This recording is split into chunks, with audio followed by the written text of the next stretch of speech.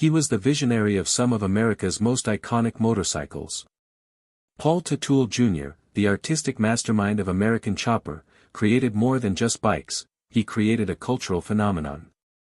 But beneath the sparks and steel was a family war that cost him everything: his business, his tranquility, and even his relationship with his father. Was the cost of fame too great? And has the pain ever truly healed? We'll retrace his early life, his rise with OCC, the fiery feud with his father, the lawsuits, and the painful truth about where things stand today. If this kind of story touches your heart, if you're someone who cares about truth, responsibility, and speaking up for the voiceless, please like this video, subscribe to our channel Spark Science, and share it with someone who should hear it. Let's get started. Most kids in the mid-1980s spent their afternoons riding bikes, watching cartoons, or playing Nintendo. But Paul Teutul Jr.'s childhood was cut from a very different mold. Only 12, while his peers were swapping baseball cards, Paul Jr. was walking a broom across the oil-splashed floors of Orange County Iron Works, his father's fabrication shop. The air in the workshop burned fiercely hot, sparks cascaded from welding torches, and grinders pounded against the steel walls. For Paul Jr., this was not punishment, it was the start of his education, a crash course in hard work that few children his age would ever get. Even before then, Paul Jr. had been fascinated with the metal world. He would accompany his father to job sites, rummaging through small pieces of steel the workers had discarded. While others looked at trash, young Paul looked at potential. He would collect those abandoned pieces and mold them into small sculptures. They weren't polished or refined, but they showed something impressive, a design sense. Cold steel transformed by the hands of a boy just out of grade school became art. These small sculptures suggested a mind that was capable of noticing beyond the everyday, an ability to take raw material and make it significant. When Paul Jr. reached 14, he was long gone from sweeping floors and was welding, barely a gangly teenager's first welding attempt. Older men holding the welding torch got the notice of the young ones in the shop, skilled men who might have been doing the work for 20 years. They were all suspicious at first, speculating that this was against the boss's son, but they welcomed him, not very graciously at times, into the fold, with a position they knew quite well the kid was highly talented. In steadiness of hand, clear vision, and a complexion of twice times more age in the making. But getting under Paul Teutul Sr. is not a bed of roses. The senior had extremely tight specifications when it came to toughness, at times brutally, with the belief that there were not only mistakes, but failures. Failing here was not negotiable. Paul Jr. learned firsthand how severe the punishment handed out by Sr. was, if he made a wrong step. Sr. would not wait until a quiet, private moment, he would speak loudly and most often, give Paul Jr. full-throated scolding to the whole crew. A few employees would whisper it as unfair. Sr. had regulations for giving no one breaks on his son. But by Sr.'s reckoning, that would make him stronger, pressure makes steel, and he would forge steel in his son, too. Public persecution of the pen may hurt, but it also shaped part of Paul Jr.'s character. Whenever his father would dismiss what he proposed or would shout at him for even a small error, Paul Jr. had these choices: shrink back or push forward.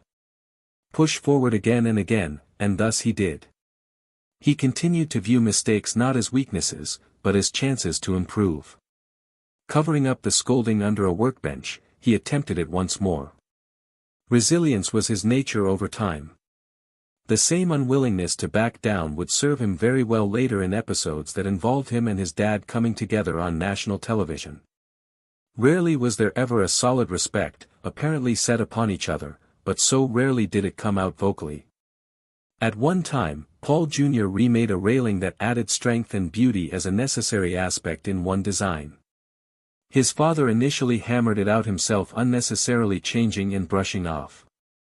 But the days went by, not a word was said. Sr. signed off on the design and mounted it on wheels. A very little win, but to Paul Jr., it was everything.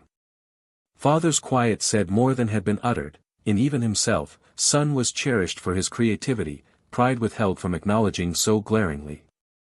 Those initial sparks of creativity would blaze a fire that remade his family's future, and filled them with their most heated conflicts. When Paul Teutul Jr. was 19, the youngster tidying up shavings had become a well-respected tradesman who operated the railing business at Orange County Iron Works.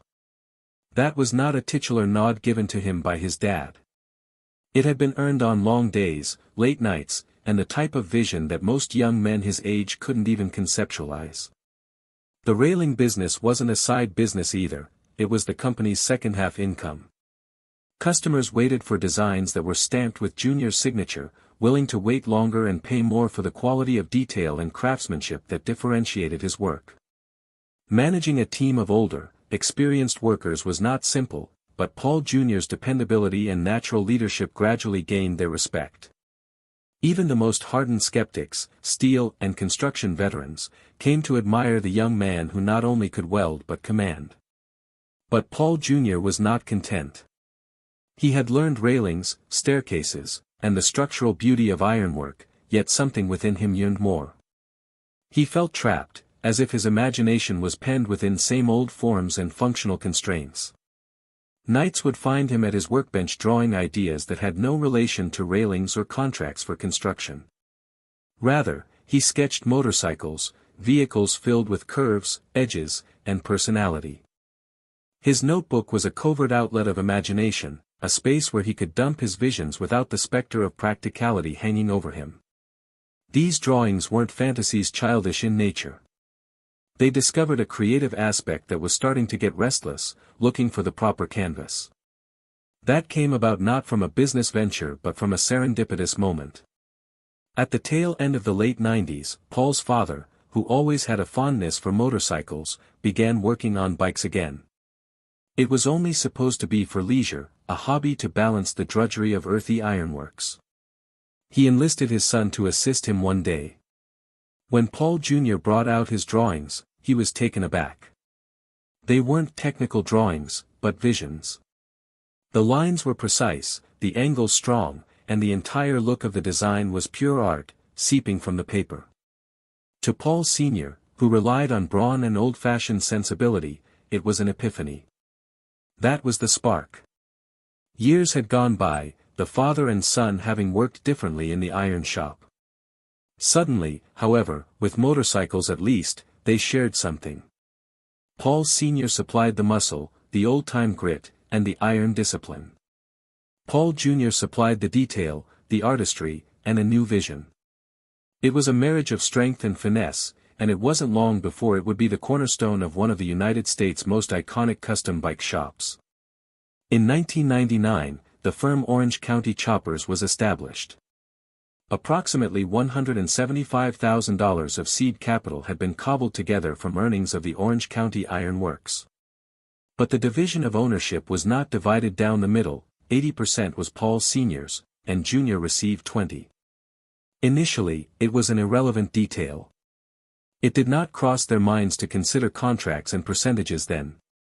Those were days of father and son making bikes in a frigid basement with hardly any equipment to bring the work to completion. They worked with what they didn't have through sheer determination. Their first big construction was a chopper the guys called True Blue, and 4 very long, tough months were spent on it. Long nights in the garage, welding forever, paint jobs that took an eternity with all those sanded blemishes. And it turned out to be a bike that could make it onto the cover of a magazine. Blue paint with white flames and straight lines that commanded respect and wonder wherever it appeared. Everyone was amazed when they brought it to Daytona in 1999. No amateur garage hobbyists constructed this one. This was builders' work, and folks began to sit up and pay attention. But the early years were brutal. Their shop was tiny and cold in winter, and the machinery malfunctioned nearly as frequently as they attempted to use it. Suppliers demanded cash up front, and it was a genuine fight to extract cash. Paul Jr. used to work between 18 hours a day, even sleeping on the couch of the shop just so he was on time. Everyone's tempers were always flaring, the fights that occurred between father and son were never done for the cameras. This was genuine, bred out of survival and stress. Each motorcycle barely paid the bills, and yet, they struggled on because neither could quit. What started out as a basement dream would quickly blow up into a reality television empire, but with that limelight came cracks no one could conceal. When American Chopper first aired on March 31, 2003, nobody in that cramped New York shop had a clue what was about to hit them. In 3 episodes, the show blew up, attracting more than 3 million viewers a week. What was once a bet with a minuscule contract and low hopes soon snowballed into a cultural phenomenon. Overnight, the Teutul's weren't merely constructing motorcycles, they were constructing TV moments that millions of families watched. The cramped, cold workshop that once just managed to pay the bills became a tourist spot. Viewers demanded photos, signatures, and, above all, Paul Jr.'s motorcycles.